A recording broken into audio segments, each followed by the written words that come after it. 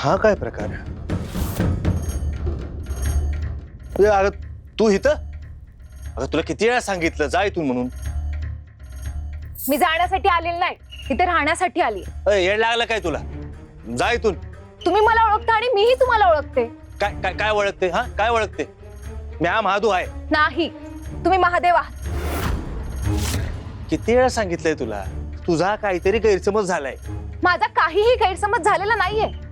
माझी खात्री पटली. तुमचा वेळ जरी बदलला असला तरी तुमचं अस्तित्व तेच आहे. हे बघ वंचिका, अगं पाहिलंच ना, शेवटी आलं ना तुमच्या तोंडून माझं नाव. तुम्ही कितीही नाकार तरी सत्य बदलू शकत नाही. तुम्हीच महादेव आहात. हो आहोत आम्ही महादेव. परंतु एक गोष्ट लक्षात ठेव वंचिका, आम्ही तुला आमच्या बंधनातून कधीच मुक्त केलं आहे. वंचिका, तू तुला दिलेलं कार्य उत्तम प्रकारे पूर्ण केलं आहेस. दिलेलं वचन पूर्ण केलं आहेस. आता आम्ही तुला आमच्या बंधनातून मुक्त करतो. तुला जे अपेक्षित होतं ते कधीच पूर्ण होणार नव्हतं. मग इथे का आलीस?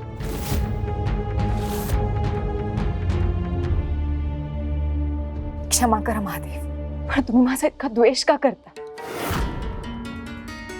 मला मान्य आहे असुरांनी मला तुमच्याकडे पाठवलं, तुमचं मन विचलित करण्यासाठी, तुळजाला तुमच्यापासून लांब ठेवण्यासाठी.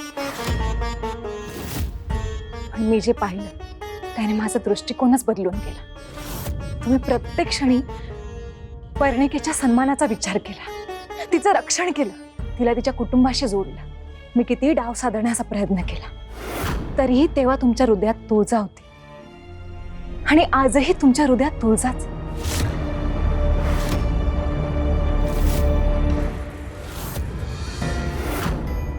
हे फूल त्याची साक्ष देत.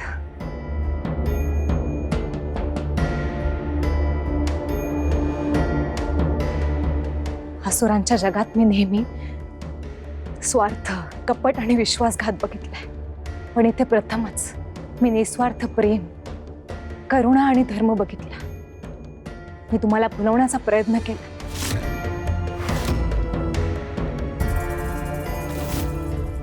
पण आज मी तुमची भक्त बनून आली आहे. मला इथे तुमच्या चरणांशी राहू दे. ते शक्य नाही, कारण आम्ही इथे अज्ञातवासात आहोत. तुझं आमच्या सोबत राहणं म्हणजे आमच्या कार्यात विघ्न आणणं.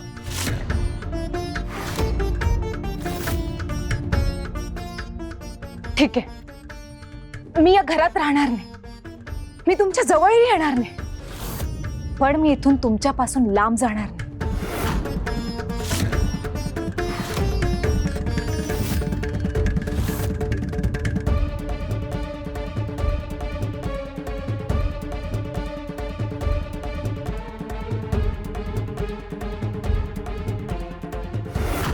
जोपर्यंत तुम्ही माझा स्वीकार करत नाही तोपर्यंत मी इथेच बसून तुमची आराधना करेन. ओम नमः शिवाय, ओम नमः शिवाय, ओम नमः शिवाय, ओम नमः शिवाय, ओम नमः शिवाय. ही नव्या संकटाची सुरुवात आहे की नियतीचा आणखी एखादा संकेत? हे काळच सांगेल.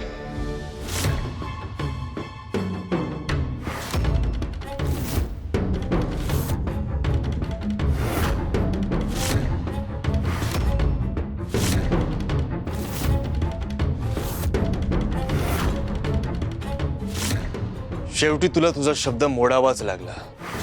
आम्हाला वाटलं होतं तू बाहेर बसून तपश्चर्याच करत असशील.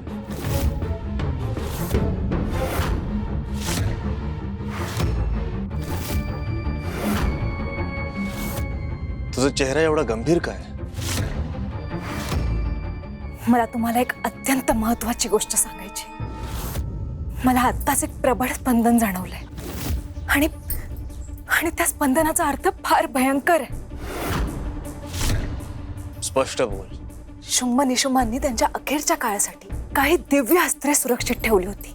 त्यापैकी एक अस्त्र माझ्याशी आणि शुंभाशी जोडलेलं आहे. त्याला कोणीही स्पर्श करण्याचा प्रयत्न केला किंवा जागृत करण्याचा प्रयत्न केला तर आम्हा दोघींनाही त्याची जाणीव होते. आणि आत्ताच मला एक जाणीव झाली आहे. मला खात्री आहे शुंभा त्या अस्त्रापर्यंत पोहोचली आहे. ती आणि महिषासूर काहीतरी मोठा डाव आखतायत. आम्ही तुझ्यावर विश्वास का ठेवावा आणि असुरांचा हा नवीन डाव नसेल ह्याची खात्री काय?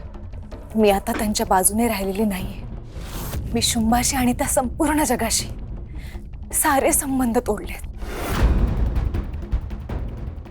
माझ्यावर विश्वास ठेवा. मी काहीही असत्य बोलत नाहीये.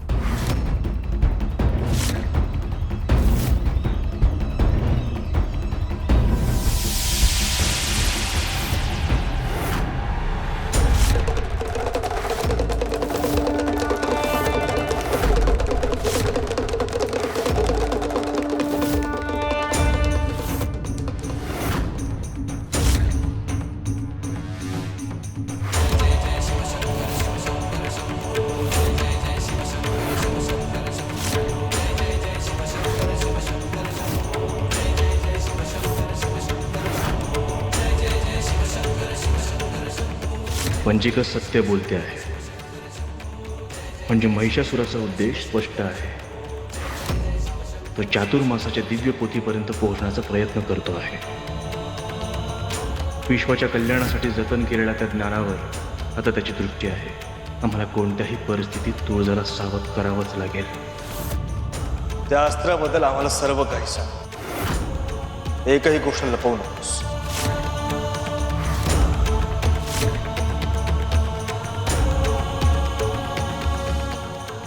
त्या अस्त्राचं नाव आहे शक्तिबंध अस्त्र.